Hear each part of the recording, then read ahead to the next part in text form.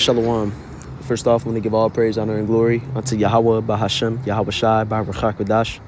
I want to give double honors to the apostles, elders, and bishops of GMS who have taught us this word and teach us this word today. Then I want to give a salutation unto the elect of the nation of Israel. Slack, y'all, I'm gonna let this car pass. Okay, this is the brother Yatzis Akbar from the GMS Nebraska camp.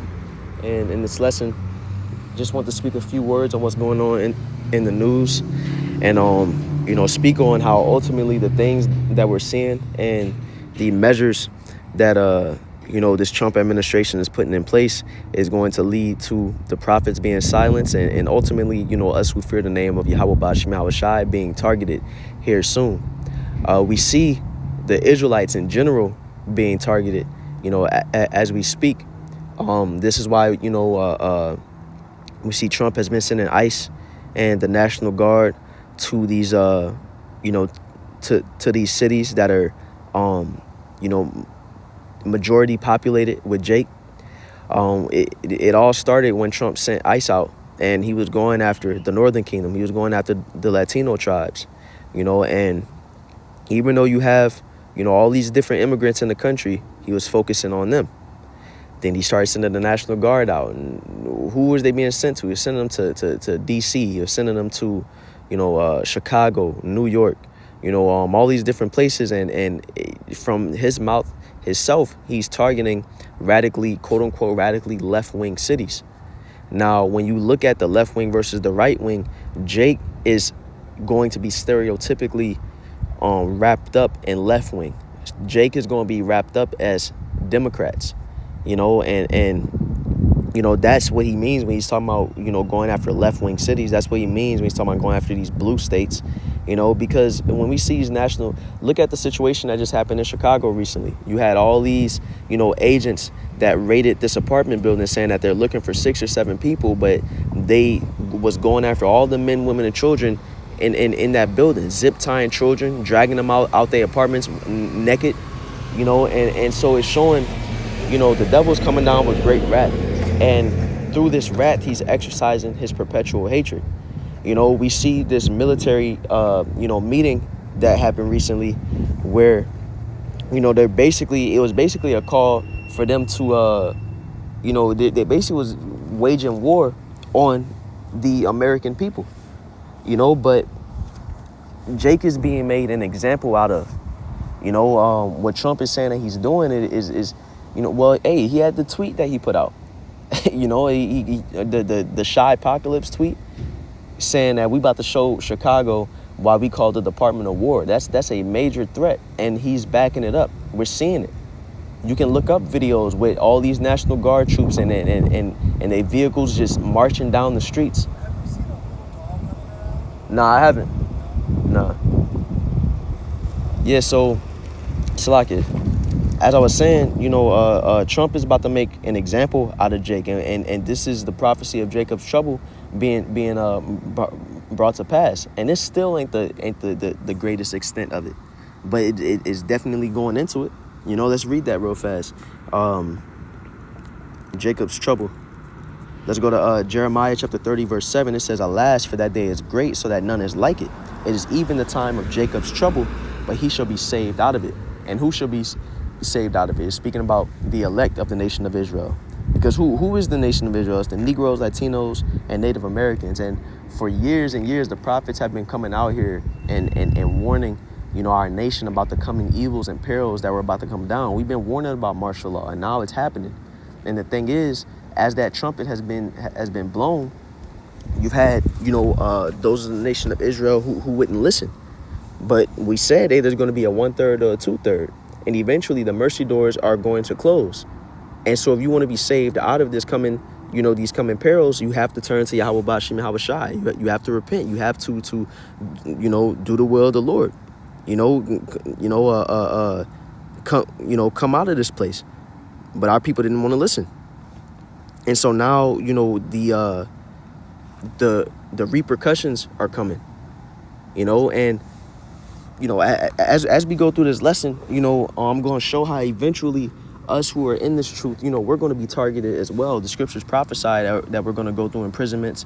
We're going to go through, all types of perils ourselves, going through death for standing stiff for the name of Yahweh Bashim Habashai. But at the end of the day, we're doing this for a reward. You read in 2 Ezra chapter 2 about those who stood so stiffly for the name of the Lord, and that they had crowns placed upon their head. But we would rather suffer for righteousness' sake than suffer for wickedness' sake, because we didn't want to take heed, or we didn't want to get on Yahweh Bashim Habashai's good side. So like I mentioned, that mercy door is closing, and now the Lord is using Esau, the Lord is using Trump and his administration to come down on Jake heavy.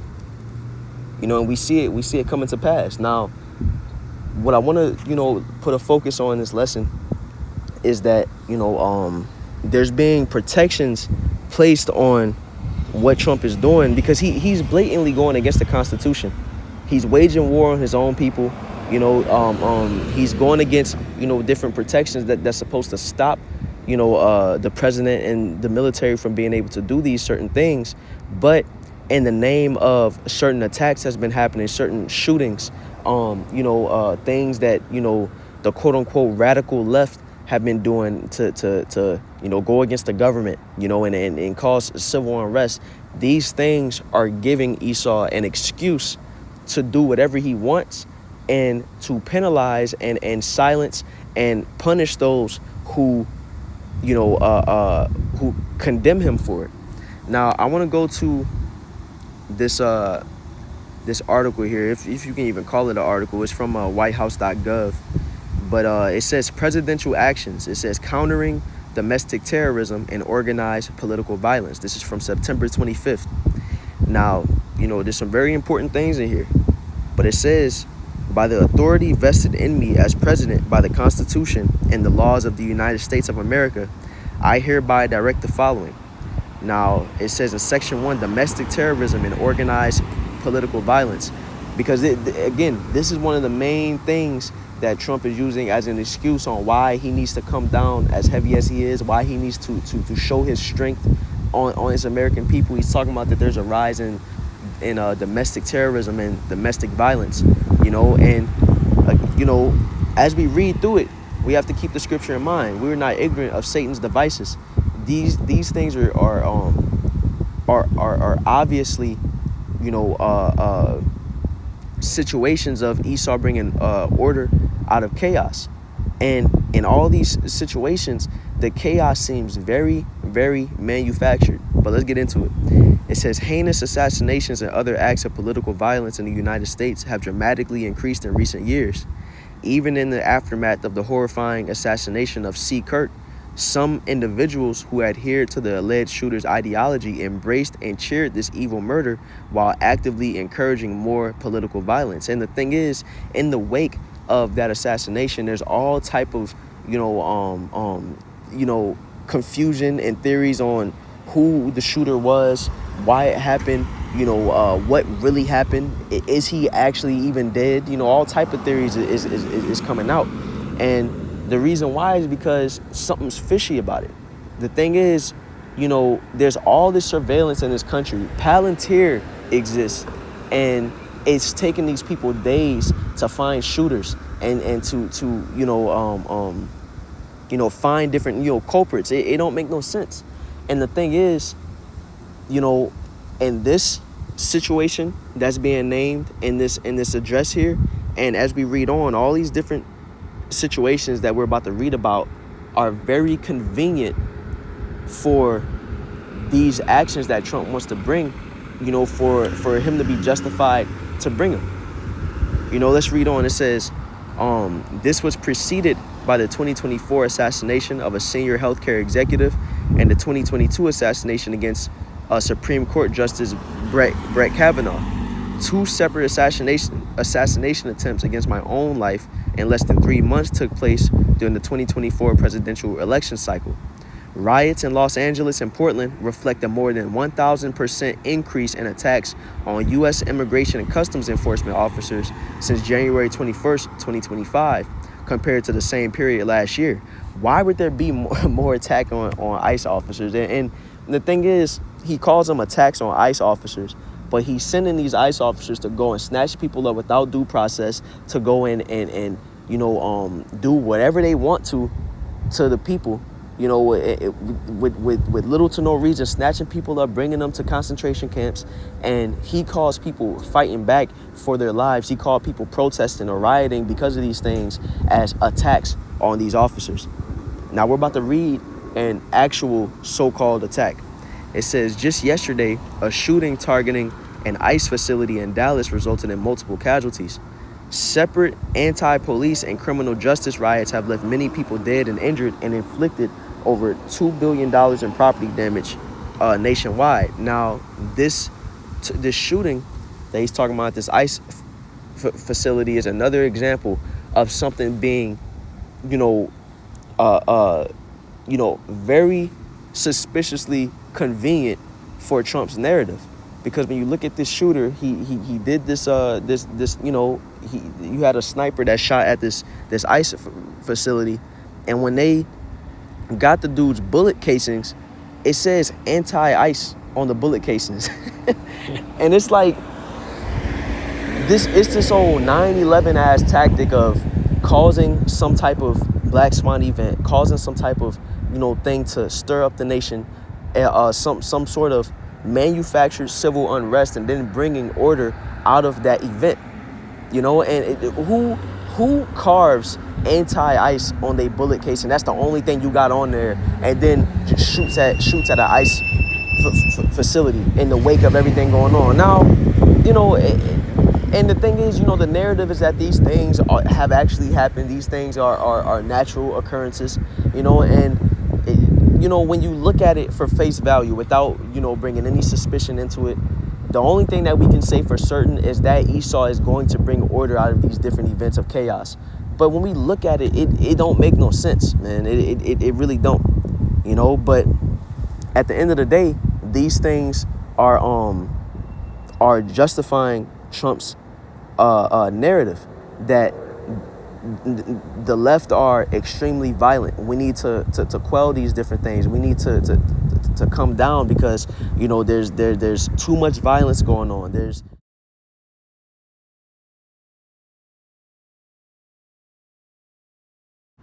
Shalaka, as I was saying, this is giving him the ability to make the narrative that there's too much violence going on. There has to be a solution brought. Now, this is also giving them the ability to paint an enemy, to paint that, these people are a problem in this country and why all of this is happening.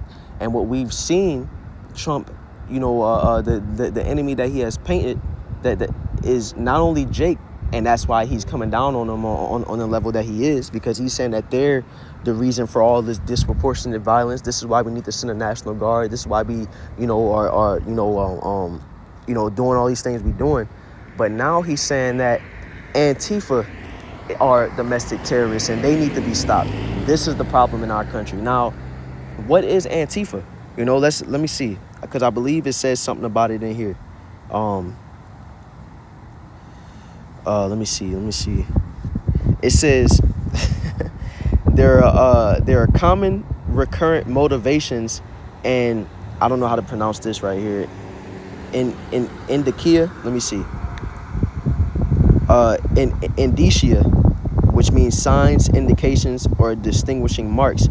So there are common recurrent motivations and indicia uniting this pattern of violent and terroristic activities under the umbrella of self-described anti-fascism. Now, you'll often hear anti-fascism referred to as Antifa, and he says that it's self-described. He says that it's under this umbrella of a self-described movement known as Antifa or anti-fascism. But the thing is, that's not a self-described thing. What Trump is trying to push the narrative of is that there is a group of extremists, there's a group of people that are, under this umbrella that have different ideas such as, anti-Trumpism, anti-right-wing, anti, law enforcement, all these different things.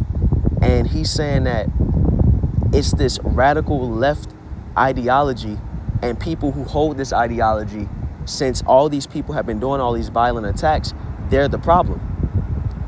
And so this gives him reason to come down on all these people. But we have to understand the implications of him saying that people who hold these ideologies, you're a part of this one group and you're an issue. Let's go to Antifa, because there really has to be a focus on what he's saying is the problem, who he's saying the enemy is. When you look at, let me see, Slakia. When you look at, let's look at ideologies of Antifa. It says individuals involved in the Antifa movement tend to hold to anti-authoritarian, anti-capitalist, anti-fascist, anti-racist, and anti-state views. So it's basically well, let's look at fascism. Why is it called anti-fascism? Let's look up fascism real fast.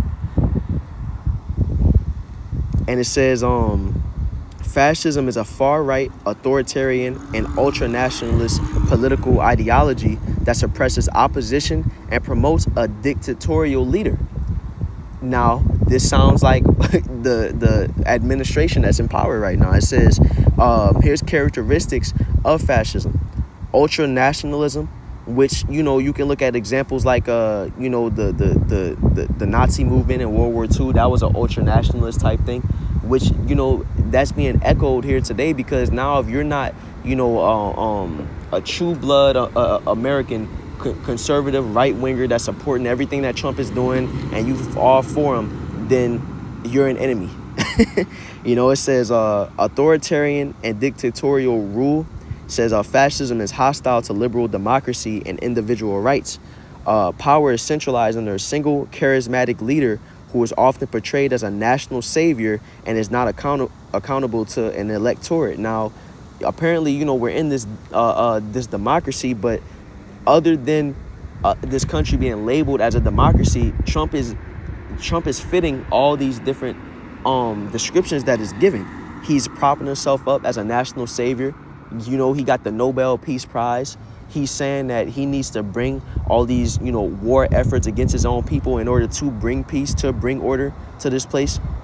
It said, and here's another characteristic. It says militarism and political violence. It says fascism glorifies military strength and uses violence or the threat of it to control the population and suppress dissent. And that's exactly what Trump is doing by using the National Guard the way that he is. He's basically using them as his political police. He's saying, hey, I'm going to send you here and I need you to go straighten these people up, go clean these people up. And so we see an example of what happened in Chicago, that this is, what we see happening, what is describing as fascist ideals. It says scapegoating and demonization of others. And we're seeing Jake being used as scapegoats. We're seeing illegal immigrants being used as scapegoats, when there are much bigger problems in this country than Israelites bringing crime. The people who commit the most violent crimes in this country are Edomites, yet they're not being targeted. There's way more illegal immigrants than just the Latino tribes, yet they're the ones being targeted. They're being scapegoated. They're being demonized. But you are also seeing the demonization of anybody who speaks against what Trump is doing, because what he's doing is clearly against the Constitution and it's clearly morally wrong. But if you speak up about it, that can put you in this box of being Antifa. Antifa isn't an organization. It's not like some type of terrorist group. It is just you having a certain ideology. And so if you stand up for what you think is right, if you use your free speech to say, I think what Trump is doing is wrong, he needs to stop doing this isn't right, now you're putting yourself in a box to say that you are a domestic terrorist. And so what he's doing is it's steps to completely silence anybody who has anything to say against what Trump is doing, and giving him the ability to move as a dictator, to do whatever he wants.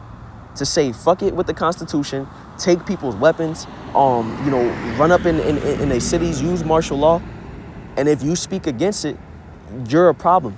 And now we're gonna go after you. And so now the thing is, I wanted to bring this out because we're seeing the implications that this has on this country as a whole. But when we focus in a little bit more, eventually us prophets, us who believe in this word, we're going to be targeted. Why? Because when you look at Antifa, when you look at these quote unquote anti-fascist ideas, when you look at the things that Trump is saying is a problem, we hold a lot of these ideologies according to the truth, according to Yahweh Bahashim Yahweh Shai's way, because we're, anti-America, or we can be labeled as these different things because of the things that we believe. Because what do we say? We say that America is going to fall. We say that Yahweh Shai is coming back soon to topple this kingdom. We say all these different things, and that can put us in that box of, okay, then you hold these ideologies that these people hold. Us as prophets, we say all type of things that can put us in this category of being, of being terrorist. We're already, labeled as extremists. And so the thing is, what we're going to see is that the same way that Trump is becoming more brazen, way more open. He's not even trying to hide what he's doing against the Israelites at this point. He's not even trying to hide what he's doing against the American people. This is going to start happening to us prophets, us men of the Lord. He about to start moving on us like Esau about to start moving on us like this, because we are the main ones that are condemning Esau's evils. We the main ones that's preaching about America's coming destruction and all these different things, opposing Esau's way. And so, it's not like we left wing. We're not no Antifa. We're not, radical left wingers. We're not right wingers. We believe in the scripture. We believe in Yahweh Bashim Yahweh Shai, his will. And his will and the things that we say according to Yahweh Bashim Yahweh Shai's will put us in this this umbrella, I don't even have, it will get this term slapped on us, and as the scriptures say, let's get Second Ezra chapter 16 verse 70, which says, for there shall be in every place and in the next cities a great insurrection upon those that fear the Lord. And that insurrection is basically, there's going to be an uprising against us. The same way that we see martial law, all these troops marching through these cities. That's how, martial law is going to be in all these cities all across America. The same way us prophets is all across America. And they ain't going to want us on these corners preaching what we preach. Not only against, the things that we say against this country, America, but against these things we say against the small hats as well. That's especially going to have them trying to silence us. They're already getting us off of the internet. They're already shutting down brothers' pages. But the next step is to, stop us from preaching his word altogether. And the thing is, hey, man, like I mentioned before, the mercy doors are closing. We've been out here preaching this word for a very long time and saying that these things are going to happen. And now they're happening right before our eyes. And the time for warning, the time for, getting right with Yahweh Bashim Yahweh Shai is getting to the point where you either right with Yahweh Bashim Yahweh Shai or you're not. Like I mentioned, the mercy doors is closing, and there won't be no, the wisdom ain't going to be out here on these streets. You won't be able to, gather your oil the way that you are able to now or have been.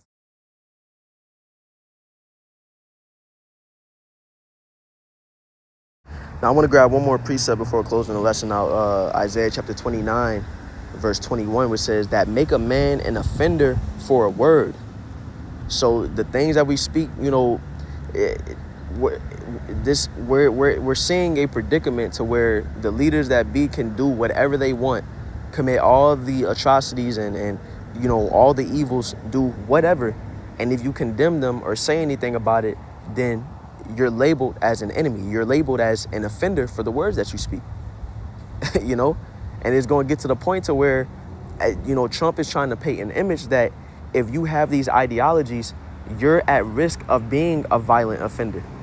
You hold the same type of views that people who have been committing assassinations and who have been behind the uprising violence in our country, they hold these same views. So therefore, you know, you're a threat. It says that make a man an offender for a word and lay a snare for him that reproveth in the gate and turn aside the just for a thing of naught. You know, hey, you know, who's those who reprove in the gate?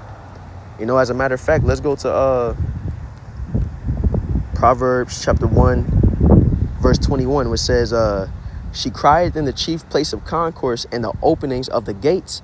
And the city she uttered her words, saying, how long, ye simple ones, will ye love simplicity? And the scorners delight in their scorning, and fools hate knowledge. That's describing us prophets. Wisdom crying aloud in the streets, in the open gates, you know. And Esau is gonna stop us from what we're doing, but it's all in line with prophecy. You know, Esau was destined to do all the things that he's doing, and he's also destined to fall. You know, so you know, that's all I want to bring on this lesson. Lord willing, this lesson was edifying. Once again, I want to give all praise, honor, and glory into Yahweh Bahashem.